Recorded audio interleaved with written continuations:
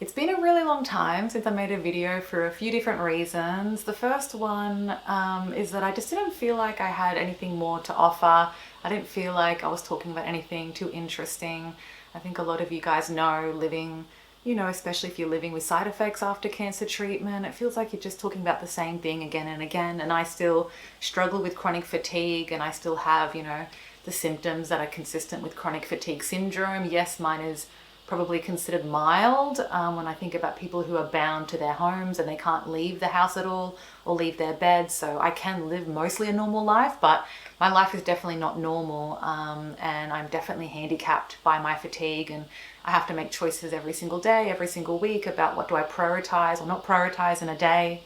And so I didn't think I had anything that interesting to offer. And then I was thinking of making an update video at the beginning of last year, and then something really horrible happened. So my partner, he's only in his late 30s, but he was diagnosed with mantle cell lymphoma, which, I can't believe the odds that I had Hodgkin's lymphoma when I was 22, and then for him to be diagnosed with mantle cell, which for those of you who don't know, mantle cell lymphoma is one of the ones that doesn't have the best prognosis. It's considered heterogeneous, so some people manage to live for a long time with it and have long remissions, and other people relapse quite quickly. And most people who get that type of lymphoma, they're in their 60s or 70s, they're much older. And so my partner is very, very young.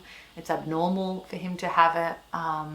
At least I guess for Hodgkin's lymphoma, it is mostly young people who get it. So in that way I was typical, and I, had a good prognosis because Hodgkin's lymphoma is one of the few cancers with such a good prognosis. And so it's been absolutely horrible, an absolute nightmare of a year. He's had to do 6 months of chemotherapy.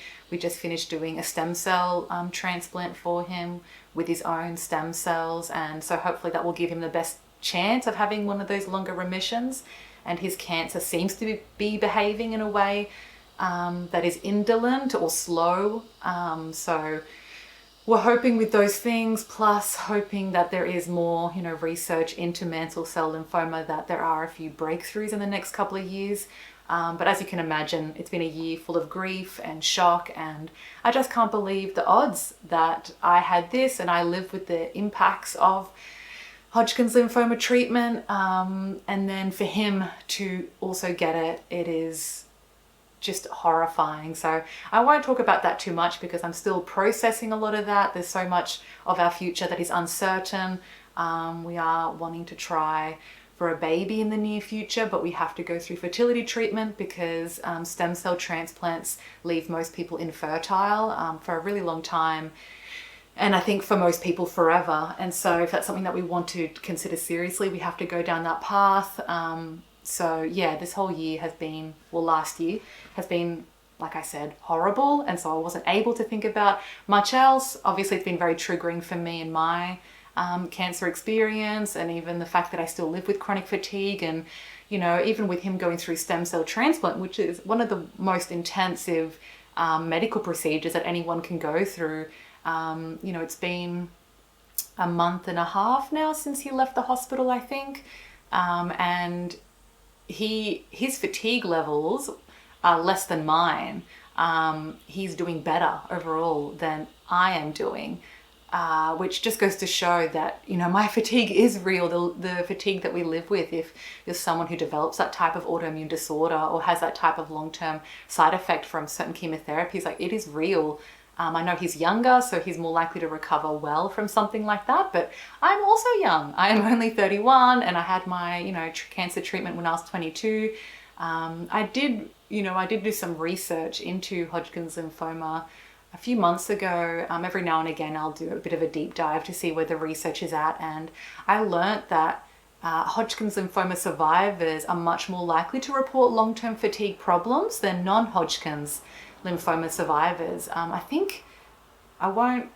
thought the number was about a third of Hodgkin's survivors have long-term fatigue problems, but I could be wrong. It might not be a third. I can't remember the exact number, but I know for certain it was that Hodgkin's lymphoma survivors had much more long-term fatigue issues than non-Hodgkin's, and that didn't seem to change over the decades, even when treatment had gotten better. And I guess we're assuming that treatments are becoming less intense, less toxic, and yet the fatigue is still present. So I'm not sure if it is a treatment thing or if it's something to do with Hodgkin's lymphoma disease in general. There's something that happens to our bodies when we develop it, that we're much more likely to develop long-term fatigue problems. I also stumbled across a study that had connections between Hodgkin's lymphoma, the disease or the genes or whatever, creates Hodgkin's lymphoma, and multiple sclerosis. So families where there are people who have multiple sclerosis were also more likely to have people who had lived with Hodgkin's lymphoma or something like that. It was like clusters in certain families, and they noticed that there was a connection between MS and Hodgkin's lymphoma, which I think also once again suggests that maybe there is a connection between Hodgkin's lymphoma and autoimmune disorders, or maybe that's why some of us are more likely to develop long-term fatigue problems, like we have an autoimmune disorder. So anyway, I thought I'd pass that information on that I'd read. Obviously, it's not that helpful for us. I guess it's good to know that there is some research happening in the area and they're trying to figure this all out. And for me, I like to think of it as, if there are gains in the autoimmune disorder world, that probably will help people like me or like us if you're someone who also has long-term fatigue problems after your cancer treatment. Sorry if the frame is slightly off. I just had to, my memory card said it was full, so I had to just delete a few things and then hit record again. So I'm still in remission. I finished up my checkups about 2 years ago, which of course is really cruel and ironic, given that, I'd finished with all that, 6 or so years of checkups. Always in remission, and then the year after I'd finished doing that, that's when my partner ended up getting diagnosed with mantle cell. And actually the way he got diagnosed was me nagging him, telling him to please go to the doctors, get checkups, just get your blood test, what's the harm in doing that? Then I'll just have peace of mind, because of course I'm always paranoid about people having cancer and not knowing it. And my loved one's dying of cancer. So I'm really glad that I pushed him to do it, because he didn't have any symptoms and his mantle cell lymphoma had grown a lot. It was stage 4 and had started to get into his bone marrow. So I'm very glad I pushed him to do that, because it could have become a lot worse. Although apparently that is a sign that, his body was coping really well and maybe it was slow growing for a really long time, which is why he didn't have any symptoms. I don't really understand. It's very strange. But yes, I myself am still cancer-free. I get quite stressed out still. I get cancer scares. Like the other, week, my foot, the bottom of my feet were getting itchy, and that was one of my symptoms. I had chronic itchiness at the bottom of my feet that slowly got worse and didn't go away over time. Whereas I had that for maybe 2 weeks and then it disappeared again, and I was really, really worried. And I don't know if it might be stress-induced. I don't know if that's part of the neuropathy. That might be part of nerve damage that I have from the chemotherapy all those years ago. I don't really know. I'm just glad it went away, and that it wasn't a sign of anything. Also, a few months ago, I had a bit of soreness under one of my armpits, and I asked for an ultrasound. Nothing was there, but it made me really worried. And so, I just do my checkups. I try to catch things as early as I can. It's very hard to think about anything else until I get that reassurance that it's nothing. And at the same time, I find it very hard to be actually reassured, even when they tell me it's nothing. Because, doctors make mistakes all the time, and, you see those articles where people have had their health issues dismissed and turns out they actually had cancer that whole time, or breast cancer that was, undetected. So, but all we can do is, I guess, advocate for ourselves and do the checkups and push if we feel like we should get it checked again at a later point. Apart from letting you know that I'm still cancer-free after 8 years, I think, because I got diagnosed in 2015. We're going into 2024, and I was cancer-free in 2016, so it has been 8 years, going on 9. Apart from that, the main thing I wanted to let you all know is that I have found something that has been helpful with my chronic fatigue. So I don't know if I'd mentioned it before, but I started using red light therapy, and that is quite helpful. I found that it just maybe took 10% off my illness, maybe something like that. I don't know. It just took a chunk. It was one of the only things that I've ever tried that actually helps. And I use red light, you know, I think just for 10 minutes every second day. And I think just because it works on reducing inflammation, that's why it helps. And I often really focus it on my shoulders and neck, as I notice I get a lot of tension there. And that's part of my warning signs that I'm starting to get more unwell, is when I get headaches, head tension, and have pain in my neck and shoulders. But apart from that, I actually tried low dose naltrexone, and I only started that, I don't know, maybe 6 months ago, in the middle of the year, maybe a bit before.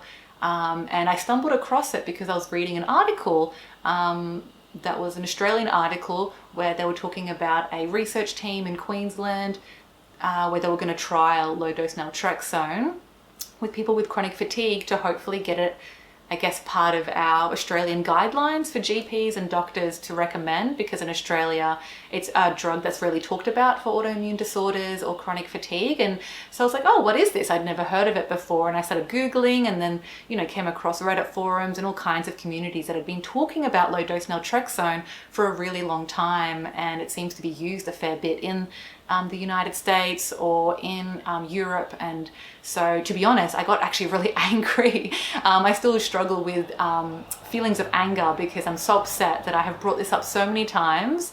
And to be fair, it has been with my, you know, hematologists, cancer specialists, and GPs, but no one has talked about it. And I'm sure I'm not the only person who has gone through cancer who has struggled with long-term fatigue problems. And obviously there are a lot of people with autoimmune disorders, and I think technically I also have an autoimmune disorder. I guess it just depends if that counts, because it started when I did my cancer treatment anyway. The point is that it works. I asked my GP to give it a go, and they said, yep, that's fine. They did their own research on it first because they'd never come across it, never really heard of it for chronic fatigue. And then they said, yeah, give it a go. And they prescribed 1.5 milligrams to start off with.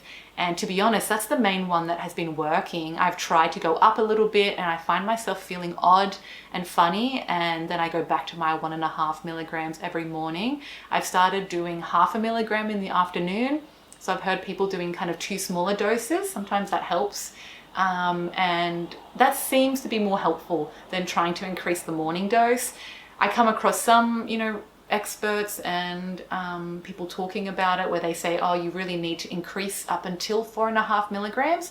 That's when you'll get the most benefit, and you really should be working towards that. And then I hear other people say, no, like I've always stayed on 1 milligram or stayed on 0.5 milligram, and that's been helpful. When I do try to go up or down, I go by 0.5 milligram. I've heard some people even go lower than that if their body's really sensitive. So it, you know, there isn't a lot of research into it at the moment. I think it seems like something that they're doing more and more over time.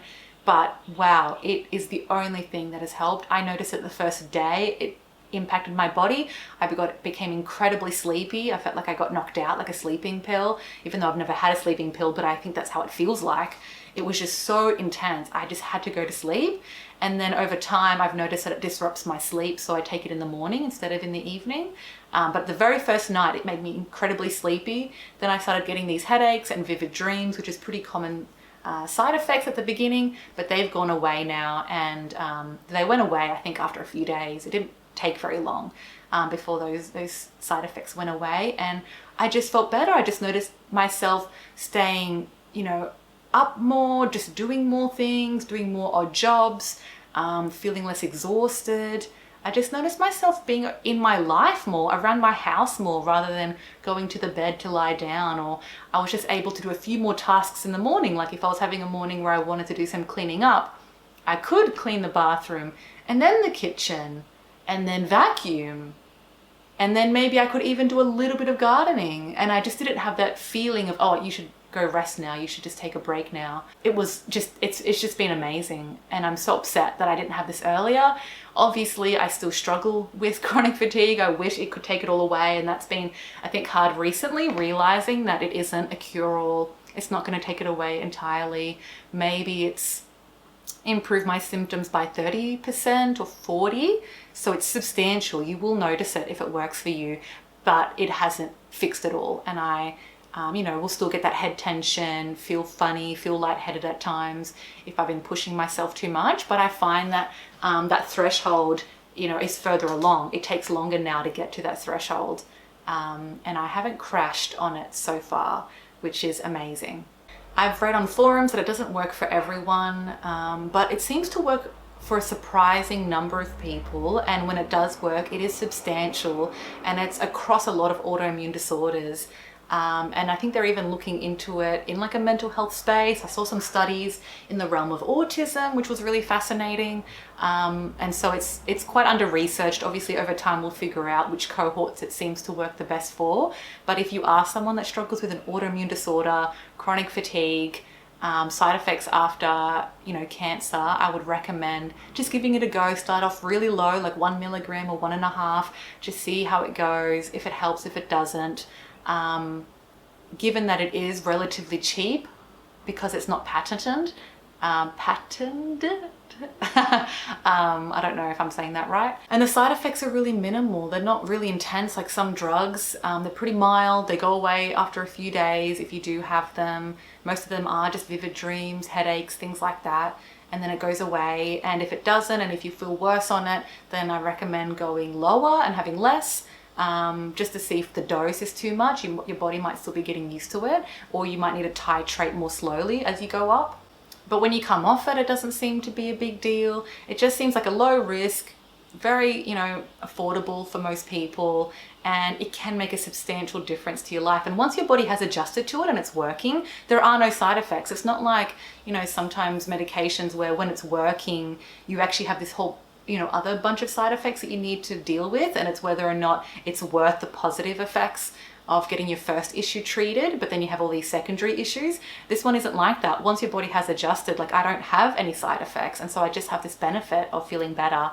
And one of the main things that they think is why this medication works for autoimmune disorders is that it reduces inflammation. And interestingly, there has been theories and a little bit of research done as to whether this would be helpful in the cancer space, because it might, there have been some case reports of it reducing the growth of cancer or reducing the size of tumors, because it helps your immune system function better, it reduces inflammation. And so I guess all those things combined might actually help reduce cancer risk, or help a cancer tumor grow more slowly, or help your immune system tackle the cancer when it's going through treatment. So it's really quite exciting. Obviously, like I said, it is still pretty preliminary, but it's an exciting space, and I just want to recommend it to anyone who's struggling like I have, because it's made a big difference. I also wanted to mention that I did try ginseng, the supplement, for a while, and I found that it did kind of, you know, if I took it at night, it would keep me up. So I thought, oh, it must be doing something. But I didn't really notice any major changes day to day. I have heard you need a cycle on it. You need to have a couple of days on it, a couple of days off it. For a while there, I didn't do that. I wasn't cycling. So I'm not sure if that's why it wasn't that helpful for me, but I've come off for it and I haven't noticed a difference. I've also tried the supplement COQ10, and that's been okay, but also not a game changer. It probably is helpful, it probably is doing something, but I haven't noticed it like low-dose naltrexone or the red light therapy. I've also been thinking about trying a bit more of like cold water, cold showers. There is a lot of interesting research around how it reduces inflammation, and I have noticed when my neck is tense and sore, that when I have, you know, just a few seconds, I have really struggled to do more than 15 or 30 seconds of cold water in the shower. I really struggle. But it does seem to reduce the pain and tension in my shoulders quite noticeably. So I'm thinking that even though I hate cold water so much, that it might be worth the benefits for my fatigue. That was the main thing I wanted to let you guys know and give you an update on. You know, living with chronic fatigue is incredibly hard. I find myself going through periods of grief, of thinking, you know, what could my life have been or be right now without having to deal with this day in, day out. I find myself having to stay at home a lot more. You know, in some ways that's nice. I get to do things like paint more or read. I get lost in fantasy worlds, watching my Dungeons and Dragons shows.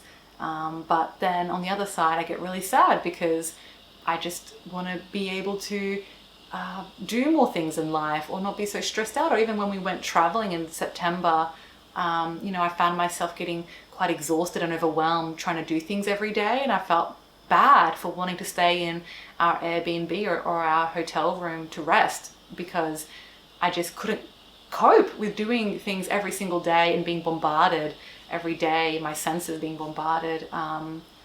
And, you know, I find myself becoming more apathetic with career stuff. I just want to focus on finances. I work from home more and more, and that allows me to work pretty much full time. And I love my job and what I do, because I help people as a psychologist. But I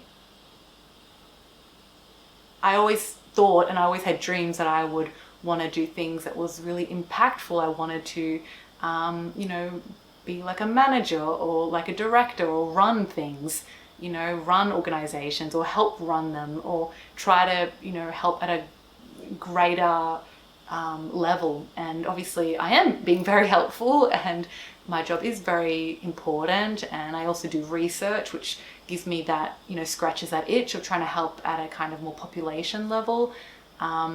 But I don't know, I guess what I'm saying is I can feel how this illness has shaped my life and is still shaping it even after all these years, and I'm nearing a decade, and even thinking about things like having a kid or my partner's illness. You know, what happens if he does die young? What does that mean if I had a kid? You know, how do I raise that kid with this? I need support. I probably wouldn't even be considering fertility options if I didn't have the parental support that I do. And if I wasn't financially secure, that I knew that I could work a lot, that I could earn a decent amount of money working for myself from home in my career. If I didn't have those things, then I don't know if I would even think about that, because I would be too scared about what impact having a kid would have. Or, you know, some people say that their fatigue gets worse over time. I also hear some people things get better over time because they learn how to manage it better, and maybe there are medications that, you know, come out that help those people, things like maybe low dose naltrexone. So I get really scared about my future in a way that I used to always look forward to my future, and I used to love setting goals, and that's even harder to do now with what's happened to my partner, even though he's responded really well and things are looking hopeful despite the type of lymphoma he has. It's just so scary, and to deal with chronic fatigue on top of all of it, it's just horrible. It's just so incredibly unfair. I feel like my 20s, you know, they were okay, they were good in a lot of ways. I did a lot considering, you know, I have built, I finished that career path, which is really important, to be in a job that I like, that I can do despite my chronic fatigue, which is really important. I wouldn't have been able to do my job if I was someone who wanted to work in hospitals, or, you know, be a tradesperson, or just even work in a building. I just wouldn't be able to cope nearly as well as I can working from home and choosing my hours and having breaks, and just being able to, you know, darken the whole house so I don't have light in my eyes, you know, all the time. Just things like that help a lot to manage myself so I can still work full time and still provide for myself and my family. And I just get angry at times. I just get really angry about how different could life have been, and maybe it wouldn't have been that different, but like for all of us, it's when we have choices taken away from us, that's what makes us so upset, and that's what's so cruel, and that's where the grief lies. Okay, so I think I will leave this here. I won't make any promises. I hope to make another video sometime this year, but I have been really hopeless at it. So I just wish you all the best. I will make another video at some point in the near future. Maybe it'll be sooner, maybe it'll be later, but I'll reply to the comments below. I really recommend low dose naltrexone. Let me know if anything else has really worked for you. If you've been struggling with an autoimmune disorder, or, you know, cancer treatment long term. And my heart goes out especially for any of you who have, you know, had to deal with a loved one or someone close to you also have a cancer diagnosis when you've had your own rough journey with it. It is so cruel. It is so triggering. Obviously, we have a special insight that we can provide that person, we can provide special support, and yet it also compounds how unfair life can be and how cruel it can be. And so that's been my 2023, a really hard year. One of the only bright lights has been my discovery of low dose naltrexone and what that's done for my day-to-day life and how much better I feel in my body. Okay, I'm gonna leave this video here. Please take care of yourselves, do your general health checkups, and please leave any comments that you might have down below, and I'll respond to you when I can. Okay, bye.